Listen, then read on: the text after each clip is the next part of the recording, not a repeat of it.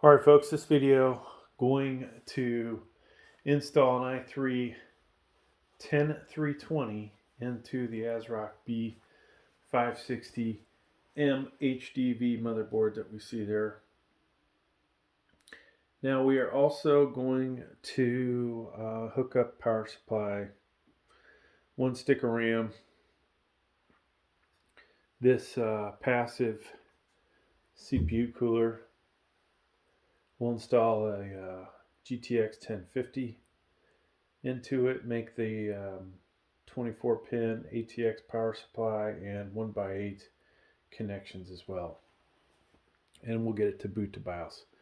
All right, so I don't know if you guys can see it or not. Little triangle here.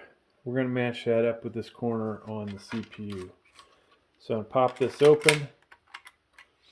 Always a good idea if you buy a motherboard to check the pins. Those look good. I did buy this new, but it's been sitting around for a while. There's our CPU. It's in pretty good shape. Drop that in, and once again this triangle would line up with the triangle on the lid. Just make sure that's seated good. Then we'll drop this down and into here, and it should pop off. There it goes. Put that in your box. All right. Now, this is kind of interesting here. Installing this, we want to put some thermal paste down on it. Just do some little blob in the middle, like so. Now, to get this installed, if we were really talented, we would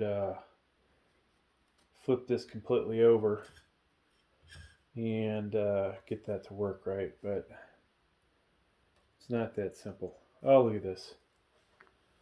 We have on the back a prior backing plate, so I've got to take that off.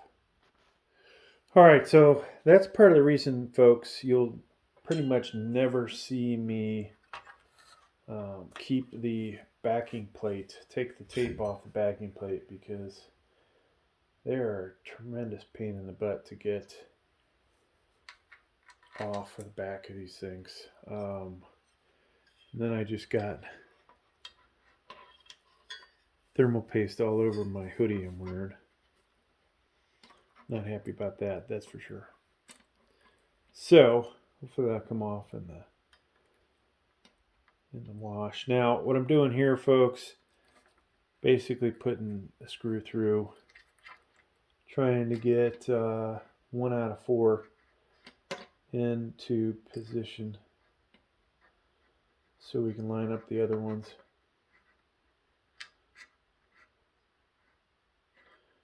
Probably not the best design in the world.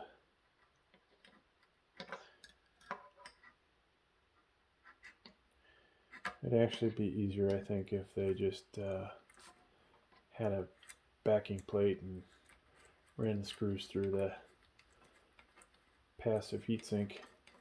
Alright, so we got one in. And now we'll attempt to line up the second one. Now you could go diagonally. That might be your best bet to get the other two easier.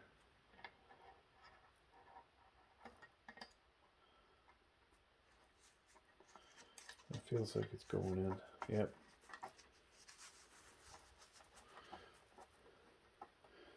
So potentially, folks, we could now try flipping this over.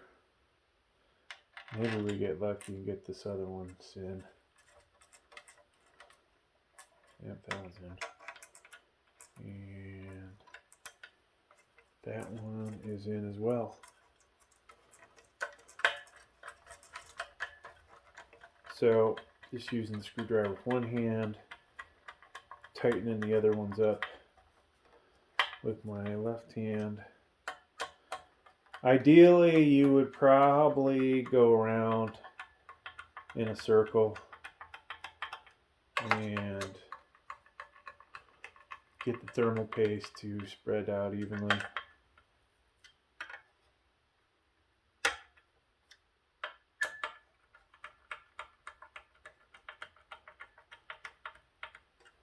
Alright, so that's in. Now this isn't my first time installing this. I've done it a couple times. Always check to see if your RAM's compatible. I've got a bunch lying around, so if this doesn't work, we'll try something different. This can go in only one way, shorter, longer. That lines up with your slot. And then we'll press down and you hear a double click. So that's good. Get rid of this thing. Alright, 24 pin power connector can go in only one way. Make sure that both the 20 and the 4 part are all the way in. Now we need a CPU power connector. That goes in the back here. So this computer, once it's up and running, it's going to be super quiet. All right. We're just going to use the power switch here, the yellow and white. Second row, third and fourth pins. So we got that. We're going to plug in a graphics card. I already got the HDMI plugged in. Bring this to the edge of the counter. That snaps in. Power supply. We need to energize it. And now, folks, we should be good to go. We don't have a drive. We just want to boot to BIOS, okay? Hit that button. That's on. That's on. And let's go ahead and rotate you so you can see the monitor. And it looks like it's coming up. And there we are in the BIOS. So what do you see? You can turn XMP on to overclock your RAM by clicking there. Here's the BIOS version. All right. You can see our passive CPU, or excuse me, our passive cooler keeping the CPU actually decently cool. This thing's meant more for, I'd say, Celerons and Pentiums, but considering the fact that's a 37.5, not too bad. You see CPU fan setting. Well, there is no fan, right? And then if you had drives, you'd have boot priority there. But folks, that's all we're going to do in this video. Just wanted to boot it up to the BIOS so you could see that. And double checking my motherboard because we're going to sell this one. So I got to go through and test my my USBs out. This has been, you know, decent little motherboard. Haven't used it too much on the channel. We are trying to make room for more gear, right? So gotta get rid of some stuff. So thanks for checking out. Please like, please subscribe. Thank you.